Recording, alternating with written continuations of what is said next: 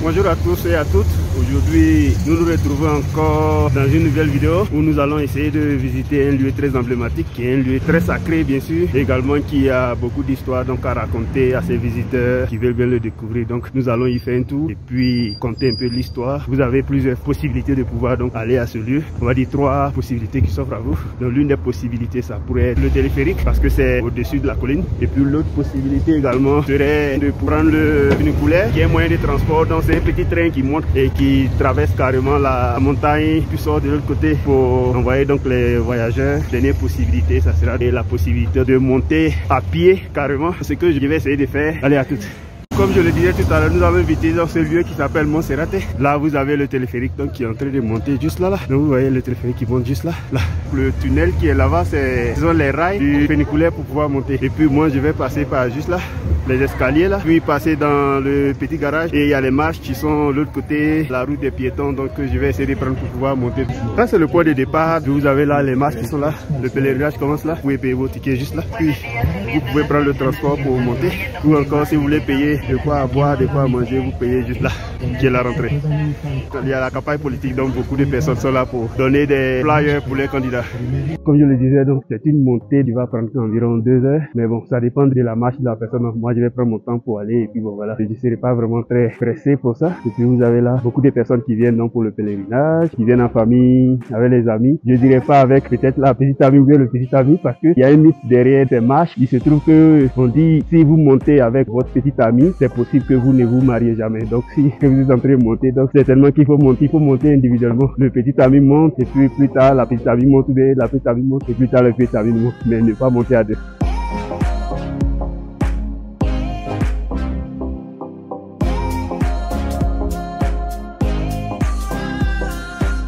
Il y a certains qui ont déjà pris leur pèlerinage, qui sont en train de descendre. Et il se trouve qu'il y a certaines personnes aussi qui font le pèlerinage avec les genoux, on va dire. Plutôt que de marcher, ils montent avec les genoux. Il y a certaines personnes aussi qui courent, il y a d'autres aussi qui viennent avec de la bonne musique en arrière, pour s'encourager. Et puis bon, voilà, ça dépend. Donc tous les moyens sont bons pour pouvoir se motiver, pour pouvoir monter. Parce que quand même, c'est un parcours du combattant, en quelque sorte. Donc pour une personne, pour tout type de personnes en fait. Parce que ils viennent avec leur musique dans le fond. Et pour 2 heures de marche pour pouvoir donc arriver au sommet, c'est pas difficile, mais c'est beaucoup plus technique. Donc pour les personnes qui veulent le faire, c'est pas une question de se presser pour pouvoir monter. Vous montez à votre rythme et puis voilà quoi. Chacun se salue comme on le dit. Et le salut aussi c'est ça. Quel est l'effort que vous pouvez mettre et puis comment est-ce que vous pouvez arriver à pouvoir donc faire le parcours sans toutefois fatiguer les genoux. Et c'est quand même 1605 marches qu'il faut prendre. Tout à l'heure, je vous raconterai aussi plus d'histoire sur Montserrat. Donc sa date de création et puis les grands événements donc qui se sont passés autour de ce monument. Voilà, nous avons les premières guérites donc qui permettent donc de pouvoir passer pour ne pas que des engins passent, par exemple des motos ou encore d'autres personnes. C'est vraiment gratuit pour aller dans la maison de Dieu, non, parce que c'est un édifice catholique, donc c'est religieux. Ceux qui veulent avec le sac d'eau rouge, carrément il a sauté ses chaussures pour aller les pieds nus quoi. Donc ce qui certainement lui semble beaucoup plus pratique et tout bon. En tout cas tous les moyens sont bons pour y arriver. Je suis juste là, j'ai même pas encore fait le départ, donc je suis parti de là à 350 mètres, je suis en ce moment à 650 mètres. Or je vais jusqu'à 3152 mètres d'altitude. Donc vous pouvez imaginer combien de mètres il reste encore pour pouvoir atteindre l'objectif. Montserrat aussi est situé sur le volcan. Montserrat a subi 3 grands tremblements de terre qui n'ont pas pu l'écrouler. Sa construction a commencé en 1620 avec une famille qui aimait construire donc des petites chapelles au sommet des montagnes pour que les gens qui y arrivent puissent se ressourcer spirituellement et autres. C'est comme ça que ça a commencé. Et donc la construction s'est faite et s'est étendue sur plusieurs décennies. Et finalement en 1920, l'ouverture officielle a été faite aux touristes.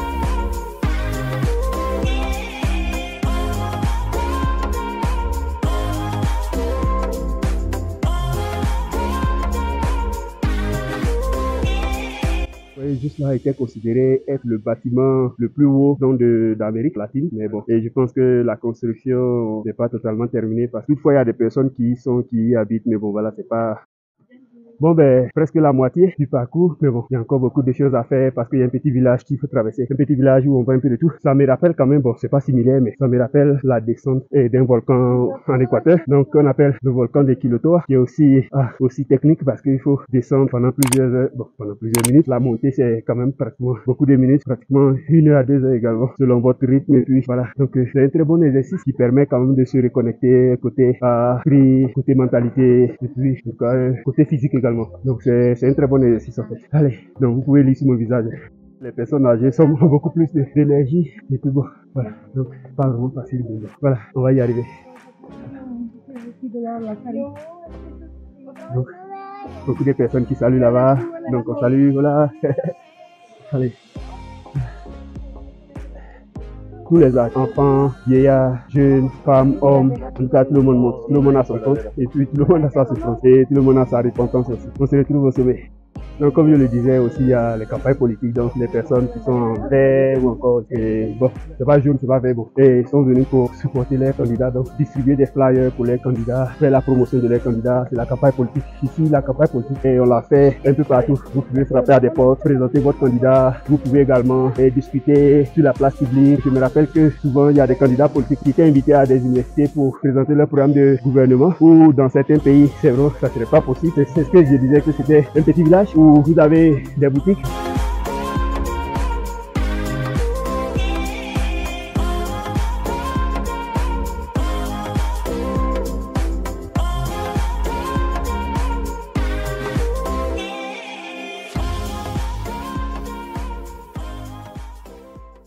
Bon, avec les images d'oiseaux, ici, vous avez une espèce d'oiseau donc que vous pouvez trouver, si je ne me trompe pas. Donc vous pouvez trouver au niveau d'ici. Donc si vous aimez la photographie, vous pouvez vous retrouver à photographier de beaux oiseaux donc qui vont vous permettre donc, de pouvoir garnir peut-être votre galerie de photos ou encore votre album photo en fait. La légende raconte également que vous avez 2 endroits saints qui sont là. Donc vous avez une vierge qu'on appelle la Vierge Morena, donc la Vierge on va dire noire si vous voulez. Puis vous avez aussi Christ caído qui littéralement sera donc Jésus tombé. Et donc tout à l'heure je ferai donc la présentation de ces 2 endroits. Bon, Christ, on le connaît, donc je vais plutôt certainement me focaliser sur la Vierge Morena, donc pour pouvoir vous montrer un peu qui c'est et puis bon, et pourquoi elle est si importante aussi dans l'histoire de la croyance catholique colombienne, bien sûr. Comme vous pouvez le constater dans ma manière de parler, j'ai vraiment plus pas d'énergie. L'énergie est carrément terminée, plus fatiguée et puis bon, jusqu'au bout, allez.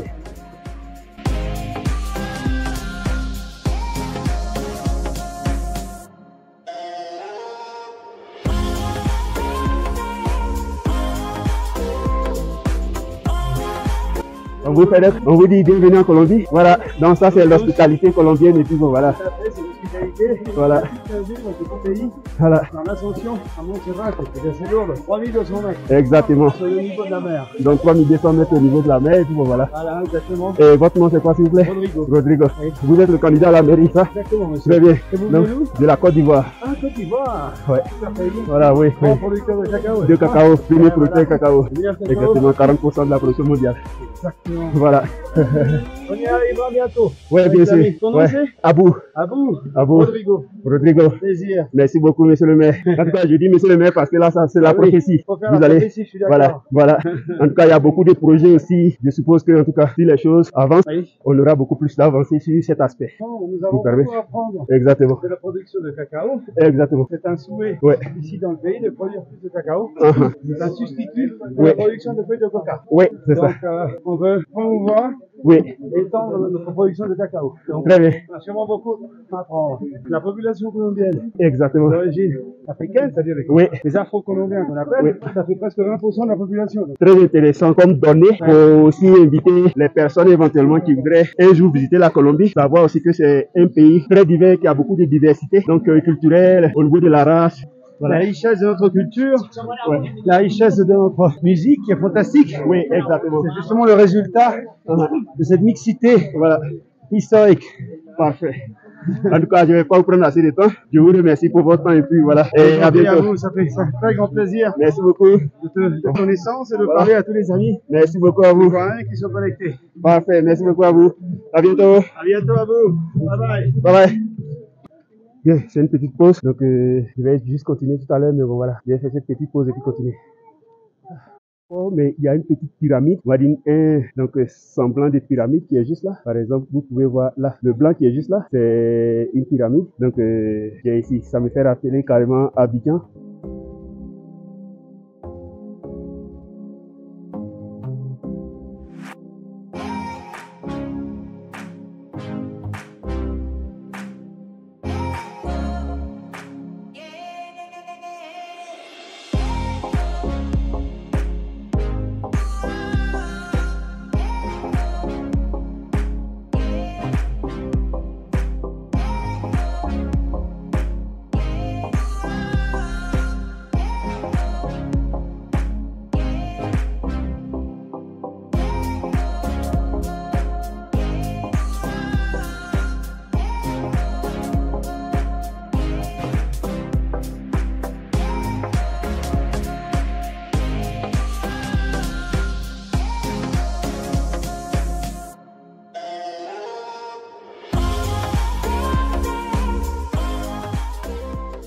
Et ce qui reste n'est pas encore très long, mais quand même ça continue, ça commence à être beaucoup plus accentué la montée, donc ça fait que c'est vraiment beaucoup plus compliqué.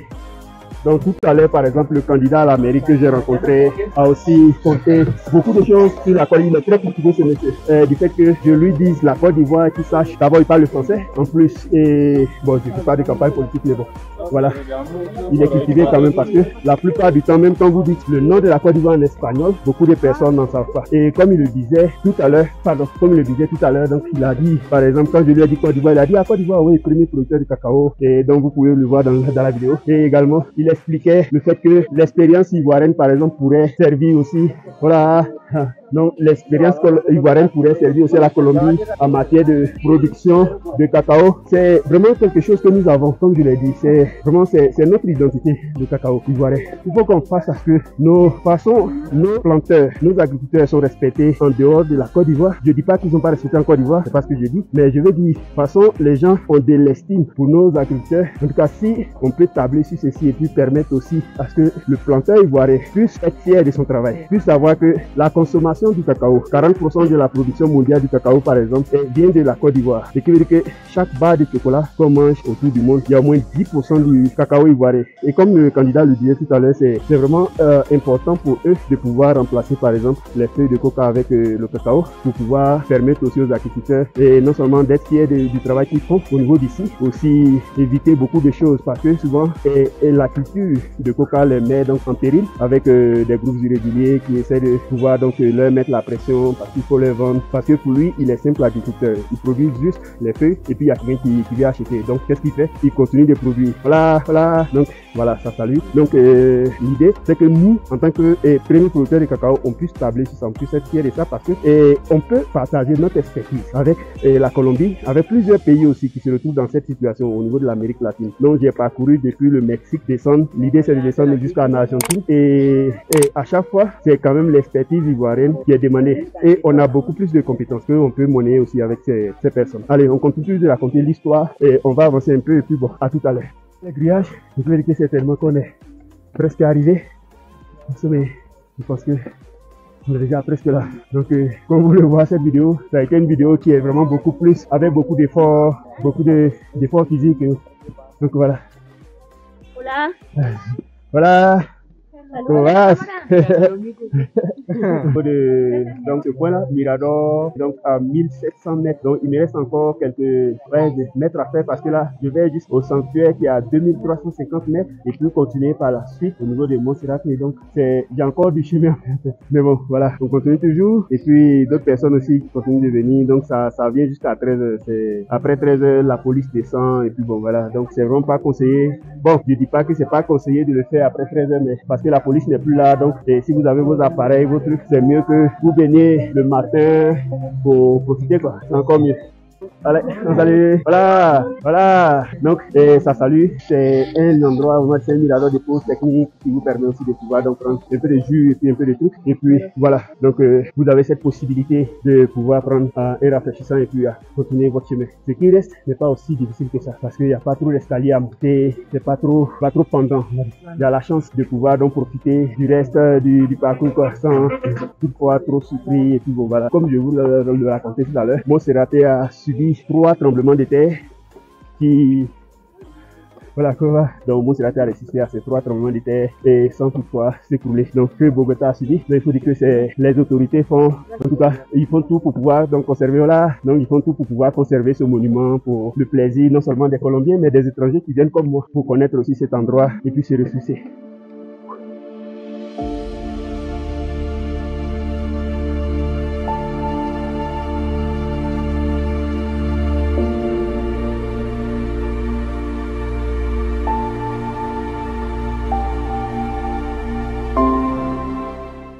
C'était vos souvenirs, vous voyez. Donc, mais comme vous pouvez voir les prix qui sont affichés par exemple au centre-ville, vous pouvez les avoir, mais ça vaut le coup aussi de trouver peut-être votre souvenir à partir d'ici et puis descendre quoi, parce que quand même c'est un parcours qu'il faut. Ce monsieur par exemple qui est très âgé, qui doit monter avec toute sa marchandise en marchant et en faisant tout ce parcours, donc ça vaut la peine quand même. Il faut soutenir aussi l'entrepreneuriat local et puis bon, voilà. Donc c'est pourquoi toujours quand je voyage, en tout cas, je préfère consommer localement. Donc c'est, on va dire, ces petites mains qui produisent ces choses, il faut les encourager et qui contribuent aussi à l'économie d'une façon ou d'une autre parce que ça réduit beaucoup de risques, beaucoup de choses côté l'aspect sécuritaire, l'aspect économique, l'aspect social, prise en charge de leur famille, c'est beaucoup de choses qui sont entendues des constructeurs. Donc il faut encourager, il faut payer ces petits souvenirs et puis bon, il faut repartir avec ça au moins pour donner donc à vous êtres qui nous sont chers et puis bon voilà. Donc là, donc en tout cas à partir d'ici c'est, on va dire, c'est carrément les souvenirs et tout ce qui est comme artisanat quoi. Donc il faut soutenir les artisans une fois de plus. Voilà. Donc